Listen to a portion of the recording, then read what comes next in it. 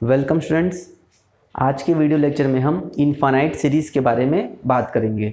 Infinite series क्या होती है, सीरीज़ के कन्वर्जेंट, डाइवर्जेंट और ऑक्सीलेशन के लिए बहुत सारे रिजल्ट होते हैं, उन सबको हम देखेंगे और फिर इससे रिलेटेड कुछ क्वेश्चन सॉल्व करेंगे। देखिए यहाँ पर डेफिनेशन दिया गया है इनफाइनाइट सीरीज़ का। सीरीज़ किसे कहा जाता है? If the terms of the sequence are connected by plus और minus sign then it become a series. मतलब आप जानते हैं सीक्वेंस किसे कहा जाता है? जो सीक्वेंस के टर्म्स होते हैं ना, अगर वो टर्म्स एक दूसरे से प्लस या फिर माइनस चिन्ह के साथ अगर कनेक्टेड हो तो वो क्या कहलाएगा? सीरीज़ कहलाएगा। देखिए सीक्वेंस ए एन हम लिखते हैं एन बराबर 1 से इनफाइनाइट तक, है ना। सीक्वेंस क्या होता है? Sequence is a function whose domain is natural number. तो जैसे जब हम सीक्वेंस बनाते हैं तो A1 टर्म आता है 1 रखने पे, कॉमा A2 कॉमा A3, ये हमारा क्या है? सीक्वेंस है। जब इस सीक्वेंस के टर्म्स को हम प्लस या फिर माइनस चिन्ह के साथ अरेंज कर देते हैं, जैसे मैंने यहाँ पर प्लस के साथ अरेंज कर दिया है, तब ये क्या कहलाएगा? सीरीज कहलाएगा। और इसे कैसे डिनोट किया जाएगा? समीशन AN, और N की चॉइस कहाँ से है? 1 से लेके इनफाइनाइट तक है। ठीक है, ये सीक्वेंस है और ये हो गया सीरीज। क्लियर है? चलिए नेक्स्ट देखते हैं, डेफिनेशन देखते हैं सीक्वेंस ऑफ पार्शियल सम का। ध्यान देंगे, सीक्वेंस ऑफ पार्शियल सम यहाँ पर दिया गया है। लेट समीशन n बराबर 1 से लेकर इनफाइनाइट तक an इज अ सीरीज। ये आपका एक सीरीज है। ठीक है, तो यहाँ पर देखिए एक टर्म आएगा A1। अगर मैं इसे रखते जाऊँ तो मुझे क्या मिलेगा? A1 plus A2 plus A3 plus A4 plus ऐसे करके ये चलते जाएगा। ठीक है, तो अगर मैं फर्स्ट टर्म को लूँ A1, अब सेकंड में मैं लेना चाहता हूँ शुरू के दो टर्म्स को, तो ये हो जाएगा A1 प्लस A2। अगर मैं 3 टर्म्स को लूँगा तो हो जाएगा A1 plus A2 plus A3। और अगर 4 टर्म को लेना चाहूँ तो ये हो जाएगा A1 plus A2 plus A3 plus A4। और ऐसे ही अगर मैं n टर्म्स को लूँगा तो ये हो जाएगा A1 plus A2 plus A3 plus A4 up to AN। तो मैंने इसका नाम दे दिया S1, इसका नाम दे दिया S2 क्योंकि 2 टर्म्स का सम है, इसका नाम दे दिया S3 मतलब 3 टर्म्स का सम। वैसे ही ये हो जाएगा S4 और ये हो जाएगा SN। ठीक है, तो ये जो S1 S2 S3 है, अगर आप इन्हें सीक्वेंस के टर्म्स में लिखते हो, ठीक है, ये हमारा सीरीज था। सीरीज में हमने क्या किया कि जो टर्म्स है ना, पहला टर्म को नाम दे दिया S1, शुरू के 2 टर्म्स के सम को दे दिया S2, शुरू के 3 टर्म्स के सम का नाम दे दिया S3, 4 टर्म के सम का नाम दे दिया S4, वैसे ही n टर्म्स के सम का नाम दे दिया हमने Sn, और इससे हम लोग बनाते हैं एक सीक्वेंस Sn। तो ये क्या हो जाएगा? Sequence S1 S2 S3 up to Sn, है ना। ऐसे चलते जाएगा, ये आगे Sn+1 आएगा, Sn+2 आएगा। तो ये जो है ना, ये सीक्वेंस, ये कहलाता है सीक्वेंस ऑफ पार्शियल सम।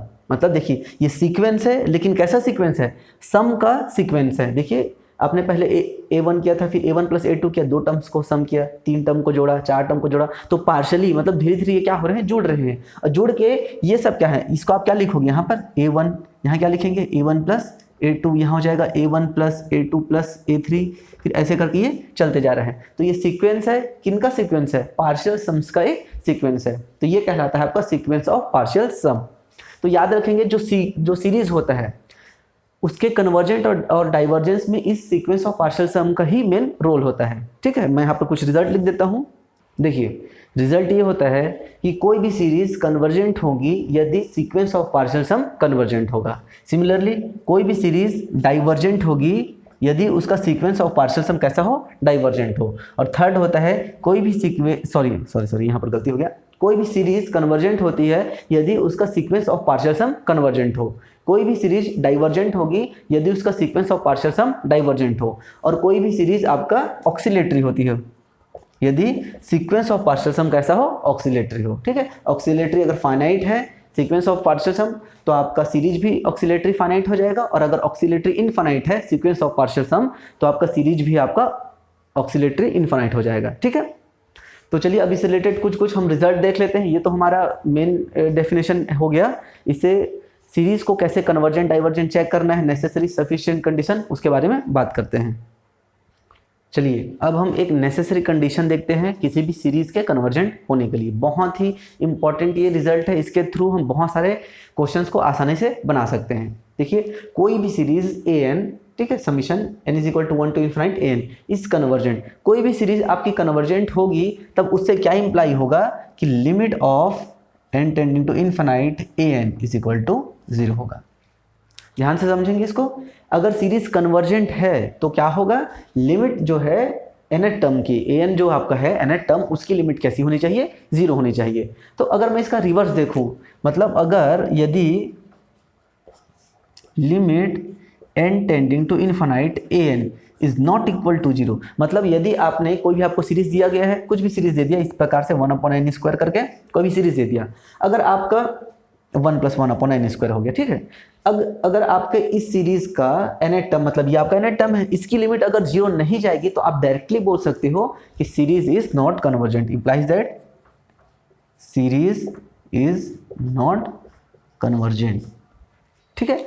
मतलब अगर कन्वर्जेंट है तो लिमिट 0 पे डेफिनेटली जाएगी, और अगर 0 पे नहीं गया है इसका मतलब ये है कि सीरीज कभी भी कन्वर्जेंट नहीं हो सकता, ठीक है। ध्यान रखना इस चीज़ को। और यहाँ पर एक और चीज़ होता है कि मान लीजिए आपका लिमिट 0 पे चले जाए, तो इससे ये नहीं बोल देना है कि हमारा सीरीज कन्वर्जेंट होगा। ये नेसेसरी कंडीशन है। नेसेसरी का मतलब क्या होता है, जो आवश्यक है, बहुत ज़्यादा जरूरी है, ठीक है। मतलब अगर आपका लिमिट निकाला, आपने लिमिट निकाला, अगर वो 0 के बराबर नहीं आया, डायरेक्टली बोल देना कि सीरीज कन्वर्जेंट नहीं होगा। और अगर 0 आ गया मतलब सीरीज कन्वर्जेंट हो भी सकती है और नहीं भी हो सकती है, ठीक है। ऐसा नहीं कि आपने लिमिट निकाला 0 आ गया मतलब कन्वर्जेंट है, डायरेक्टली बोल देंगे, ऐसा नहीं करना है।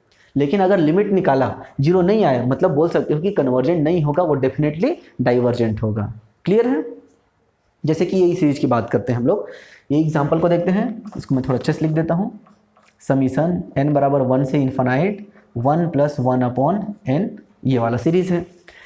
ये सीरीज में n टर्म आपका an क्या दिया हुआ है, 1 + 1/n, जो ये रहता है वही आपका n टर्म रहता है। अब इसकी मैं क्या निकालता हूँ, लिमिट निकालता हूँ। Limit n tending to infinite 1 + 1/n, limit क्या आएगा आपका 1 आएगा। लिमिट आपका 0 नहीं आया, इज नॉट इक्वल टू 0। इसका मतलब क्या है, ये जो सीरीज है an is not convergent. Clear है। तो इस तरीके से आपको क्वेश्चंस को सॉल्व करना है। चलिए यहाँ पर आपके पास एक क्वेश्चन दिया गया है, सो दैट 1/1 × 2, देखिए ये डॉट नहीं है, ये दशमलव नहीं है ना, ये गुणा है। सीरीज में कहीं पर भी आपको क्रॉस का चिन्ह नहीं मिलेगा, ऐसी डॉट मिलेगा। डॉट का मतलब क्या है, गुणा है। फिर 1/2 × 3 + 1/3 × 4 ऐसे करते जा रहा है। तो ध्यान रखेंगे कभी भी इस टाइप से देगा तो आप कभी भी इसका गुणा मत कर देना कि ये 2 × 2 हो गया, 3 दूनी 6, 4 3 12, ऐसा मत करना, वैसे में तो और कॉम्प्लिकेटेड हो जाएगा, ठीक है। तो इसको हमें कन्वर्जेंट प्रूफ करना है, शो करना है। तो इसके लिए हम क्या, कौन सा मेथड का यूज़ करेंगे, वो जो आपका अभी इससे पहले मैंने आपको बताया था सीक्वेंस ऑफ पार्शियल सम, उसमें से इसको हम प्रूफ करेंगे, ठीक है। तो अगर मैं इसके nth टर्म की बात करूँ, देखिए अगर ये सीक्वेंस होता है एक, ध्यान से देखिए, अगर ये एक सीक्वेंस होता है तो इसका nth टर्म क्या होता, an क्या होता, ध्यान से देखिए। अगर ये सीक्वेंस होता तो ये उसका पहला टर्म है, ये दूसरा टर्म है और ये तीसरा टर्म है। तो देखिए पहले टर्म में क्या हो रहा है, पहला टर्म मतलब 1 रखने पे मिलता है, 1 रखने पे 1 मिल रहा है और 2 मिल रहा है। इसको ध्यान से समझना आप। जब आपने 1 रखा तो 1 रखने पे 1 आ रहा है और एक बार 2 आ रहा है। जब आपने 2 रखा तो 2 आ रहा है और 3 आ रहा है। 3 रखा तो 3 आ रहा है और 4 आ रहा है। तो ध्यान से अगर आप देखोगे तो देखो 1 रखने पे 1, 2 रखने पे 2, 3 रखने पे 3, मतलब n रखने पे n आएगा। क्लियर है। 1 रखने पे 2, 2 रखने पे 3, 3 रखने पे 4, मतलब एक ज़्यादा, तो n रखने पे क्या आएगा, n + 1 आएगा। तो इस तरीके से ये हमारा क्या है, nth टर्म है। मतलब ये जो सीरीज है इसका nth टर्म आगे चलते चलते ये कहाँ पर जाके मिलेगा, 1/n, n + 1 है, और फिर आगे वाला ऐसा बढ़ता रहेगा। क्लियर है। इस तरीके से ये आपका हो गया nth टर्म। तो इस क्वेश्चन को हम सीक्वेंस ऑफ पार्शियल सम के कॉन्सेप्ट से बनाएंगे, ठीक है। आपको थोड़ा सा प्रैक्टिस करना पड़ेगा, प्रैक्टिस से आपको समझ में आएगा कि किस टाइम में कौन से रिजल्ट यूज होंगे, क्योंकि कम से कम में 15 रिजल्ट हैं हमारे सीरीज को कन्वर्जेंट प्रूफ करने के, ठीक है। तो अब हम निकालते हैं सीक्वेंस ऑफ पार्शियल सम। तो अगर मैं S1 की बात करूं तो S1 मेरा क्या हो जाएगा, A1 है ना। A1 मतलब 1 रखने पे क्या मिलेगा मुझे, 1 × 2, मतलब क्या मिला, 1/2, जो कि एक फाइनाइट वैल्यू आया है ना। S2 मेरे पास क्या मिलेगा, A1 + A2, मतलब 1/1.2 + 1/2.3, ये कितना हो जाएगा, 2 + 1/6, मतलब ये कितना हो जाएगा, 4/6 है ना। मतलब ये हो जाएगा 2/3। अभी आप सोचोगे कि सर ने तो बोला था कि यहाँ पर मल्टीप्लाई नहीं करना है, मल्टीप्लाई क्यों कर रहे हैं? तो मल्टीप्लाई यहाँ पर आपको नहीं करना है, ये हम क्या निकाल रहे हैं? सीक्वेंस ऑफ पार्शियल सम निकाल रहे हैं। तो सीक्वेंस ऑफ पार्शियल, कोई भी सीरीज कन्वर्जेंट कब होती है? जब उसका sequence of partial sum convergent हो। और sequence of partial sum convergent है का मतलब क्या है कि जितने भी टर्म्स हैं जो सीक्वेंस हम लिखेंगे Sn क्या होगा आपका? S1 S2 ऐसे करके Sn ऐसे करके चलते जाएगा। तो ये सब क्या आने चाहिए? एक फाइनाइट वैल्यू आने चाहिए। तो देखिए S1 क्या आ रहा है? एक फाइनाइट वैल्यू आया, S2 भी एक फाइनाइट वैल्यू आ रहा है, ऐसे ही S3 भी आएगा। ऐसे ही हमको क्या करना है? Sn को क्या दिखाना है कि वो फाइनाइट वैल्यू आ रहा है। अगर आपने Sn को दिखा दिया कि वो फाइनाइट वैल्यू आ रहा है तो क्या हो जाएगा? एक्चुअली ये Sn तक ही रहता है। Sn को अगर आपने दिखा दिया कि वो फाइनाइट वैल्यू आ रहा है मतलब आपका सीरीज कन्वर्जेंट हो जाएगा। तो Sn का मतलब क्या हो जाएगा? A1 + A2 + A3 up to An। ठीक है, ऐसा नहीं मत कर देना Sn की जगह में सीधा An लिख दिए, सम करते जाते हैं। S1 मतलब A1, S2 मतलब A1 A2 दो टर्म का सम, S3 मतलब A1 A2 A3, तो Sn मतलब A1 A2 A3 करके An तक जाएगा। पॉइंट्स को रखते हैं, ये हो जाएगा 1/1.2 + 1/1.3 + 1 सॉरी ये आपका 2.3 है, ये 3.4 है, ऐसे करते करते 1/n n+1 है। क्लियर है? अब देखिए यहाँ पर हमको क्या करना है,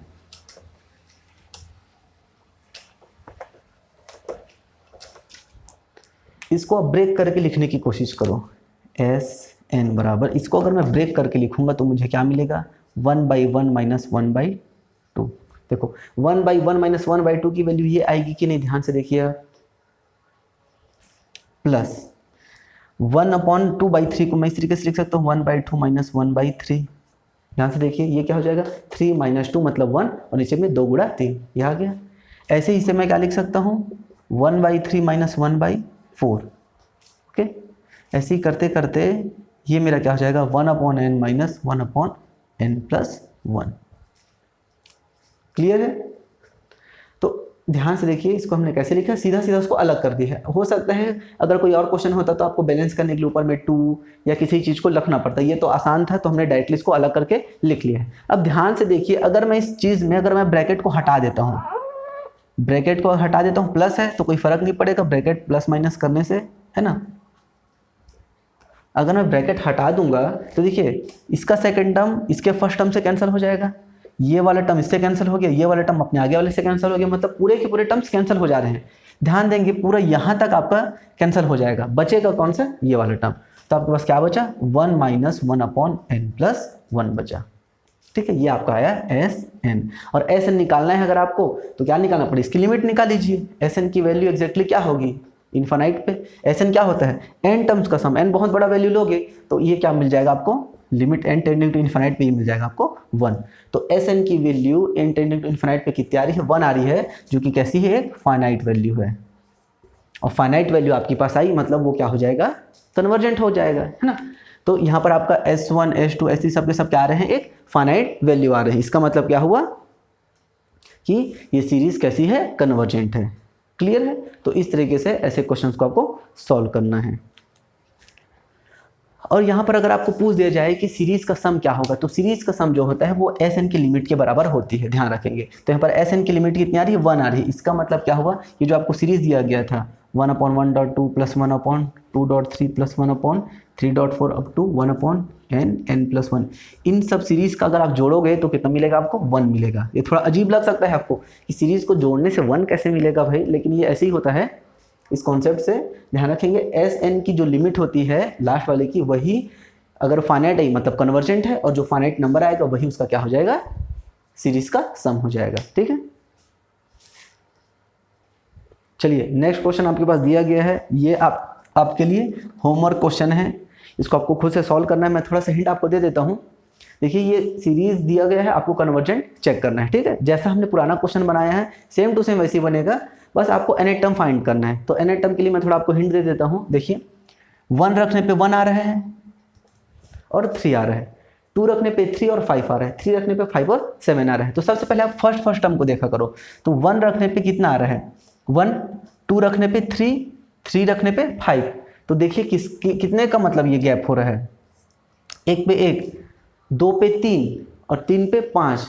तो ये आपका 2n - 1 जैसा दिख रहा है। 1 रखोगे तो 1 मिलेगा, 2 - 1, 2 रखोगे तो 2 दूनी नहीं सॉरी, हाँ ठीक है, 2 रखने पे 2 दूनी 4 माइनस 1 मतलब 3 हो गया। 3 रखने पे 3 दूनी 6 माइनस 1 5 हो गया। तो मतलब ये 1 3 5 7 9 किस में मिलेगा, 2n-1 पे मिलेगा। ठीक है, अब देखिए 1 रखने पे कितना मिल रहा है, 3 मिल रहा है, 1 रखने पे 5 और 1 रखने पे 7। तो 1 रखने पे 3 कब आ सकता है, देखो 1 रखने पे 3 कब आएगा, जब वो 3n हो, है ना। तो हो सकता है ना, तो 1 रखने पे 3 आ गया, लेकिन 2 रखने पे 5 आना चाहिए, तो 2 रखने पे 5 तो नहीं है, तो 6 हो जा रहा है। तो क्या कर सकते हैं भाई, 3n तो नहीं हो सकता, तो ये 2n+1 अगर आप लोगे तो देखिए 1 रखने पे 3 आ गया, 2 रखोगे तो कितना आ जाएगा, 2 दूनी 4 और 1 5, 3 रखोगे तो 3 दूनी 6 और 1 7, तो मतलब ये क्या हो गया 2n+1, ये आपका हो जाएगा nth टर्म। ठीक है, तो ये आपका nth टर्म हो गया। अब सिंपल सा आपको क्या करना है, इनको सम करके Sn का सम निकालिए। अरेंज करने के लिए कैसे आप उसको अलग अलग करोगे इसको थोड़ा देख लेना और उसका लिमिट फाइंड कर लेना। अगर फाइनाइट आ गया तो कन्वर्जेंट है, और जो फाइनाइट वैल्यू आएगी वही उसका सम कहलाएगा।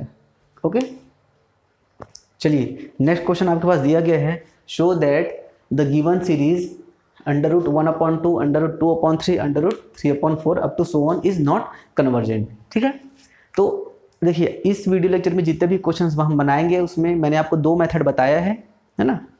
उन्हीं 2 मेथड से बनेगा सीक्वेंस ऑफ पार्शियल सम या फिर लिमिट नॉट टेंडिंग टू 0 वाला। तो यहाँ पर नॉट कन्वर्जेंट बताना है अपने को। नॉट कन्वर्जेंट के लिए क्या बताना रहता है कि लिमिट जो है सीरीज के nth टर्म की जो लिमिट है वो 0 पे नहीं जा रही। सिंपल सा ये दिखा दीजिए आप। तो सबसे पहले जो सीरीज दिया है हमको इसका nth टर्म फाइंड करना है। हो सकता है कि एग्जाम में आपको nth टर्म निकाल के दे दे, या हो सकता है ना दे, जैसे इस वाले क्वेश्चन में नहीं दिया गया है, तो आपको nth टर्म फाइंड करना पड़ेगा। तो ये टोटली आपके प्रैक्टिस से होगा। देखिए an जो nth टर्म है, सबसे पहली चीज तो इसमें रूट लगा हुआ है, मतलब जो हमारा nth टर्म है उसमें भी रूट रहेगा। ओके, अब देखिए यहाँ पर ऊपर और नीचे बटे के फॉर्म में है ना, तो बटे के फॉर्म में देखिए ऊपर में क्या है 1 है 2 3, तो ऊपर के लिए अलग सॉल्व करेंगे, नीचे के लिए अलग nth टर्म लिखेंगे। तो यहाँ पर देखिए 1 रखने पे 1 आ रहा है, 2 रखने पे 2, 3 रखने पे 3, तो n रखने पे क्या आएगा, n आएगा। क्लियर है। नीचे पे देखिए 1 रखने पे 2 आ रहा है, 2 रखने पे 3, 3 रखने पे 4, मतलब n रखने पे 1 ज़्यादा आएगा, मतलब ये क्या हो जाएगा n+1। और अगर आपको डाउट हो कि मैंने जो निकाला है वो सही है कि नहीं, तो आप सिंपली 1 2 3 पुट करके देख लो। 1 रखेंगे तो कितना मिलेगा 1/2, 2 रखेंगे 2/3, 3 रखेंगे तो 3/4, ये आपका मिल रहा है। तो ये आपका हो गया nth टर्म। ओके, अब चलिए हमें क्या बताना है कि ये सीरीज कन्वर्जेंट नहीं है। अब कन्वर्जेंट नहीं है मतलब ये जो nth टर्म है, nth टर्म का लिमिट 0 नहीं होना चाहिए। तो हमको क्या करना है, सिंपली लिमिट निकालना है n टेंडिंग टू इनफाइनाइट पे an की। लिमिट निकालते हैं, limit n tending to infinite. इसको मैं इस तरीके से लिख सकता हूँ, ध्यान से देखिए, n/n+1 की पावर 1/2 है ना, इस तरीके से लिख सकते हैं।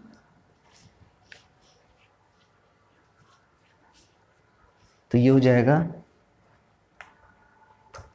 n/n+1 की पावर 1/2। क्लियर है। अब अगर आप इसको पलट के लिखोगे तो ये क्या हो जाएगा, limit n tending to infinite. इसको अगर आप पलट के लिखोगे, देखिए अगर आपके पास n² है तो जब आप उसको पलट के लिखोगे तो क्या लिख सकते हो, 1/n की पावर -2, इस तरीके से लिखते हैं ना। तो वैसे ही अगर मैं इसको पलट के लिखूंगा तो ये अगर ऊपर गया n+1 और नीचे में n आ गया तो ये क्या हो जाएगा, माइनस में हो जाएगा। ऐसे ही तो करते हैं ना हम लोग, भाई कोई भी चीज़ का पावर समथिंग दिया गया है, अगर उसको हम पलट के लिखेंगे तो पावर में क्या लग जाता है, माइनस। अब आपको सिंपली से अलग अलग कर लीजिए, limit n tending to infinite, ये हो जाएगा 1+1/n की पावर -1/2। अब आप सिंपली लिमिट लगा दीजिए तो कितना हो जाएगा, ये 1 + 0 की पावर -1/2, ये कितना हो जाएगा 1 की पावर -1/2। और किसी भी 1 की पावर में कोई सा भी नंबर आप लोगे तो कितना मिलता है आपको, 1 ही मिलता है। तो देखिए लिमिट आपने an की निकाली है और वो लिमिट क्या निकला, 1 निकला, which is not equal to 0। इसका मतलब क्या है, सीक्वेंस जो लिमिट था an का लिमिट 0 नहीं आया है, 0 नहीं आया, मतलब ये सीरीज कैसा है, नॉट कन्वर्जेंट है। ओके, तो ये हो गया आपका क्वेश्चन। तो इससे रिलेटेड बहुत सारे क्वेश्चंस हैं जो आपके टेक्स्ट बुक में दिया गया है, उसे आप ज़रूर ट्राई कीजिए। तो नेक्स्ट वीडियो लेक्चर में हम मिलते हैं, कुछ और भी नए नए रिजल्ट को लेके और कुछ नए नए तरीके देखेंगे, जैसे पी सीरीज टेस्ट होता है कंपैरिजन टेस्ट होता है, सहायक श्रेणी कैसे बनाया जाता है, उन सब चीज़ों के बारे में बात करेंगे। ठीक है, तो तब तक आप क्वेश्चंस बनाइए। Thank you.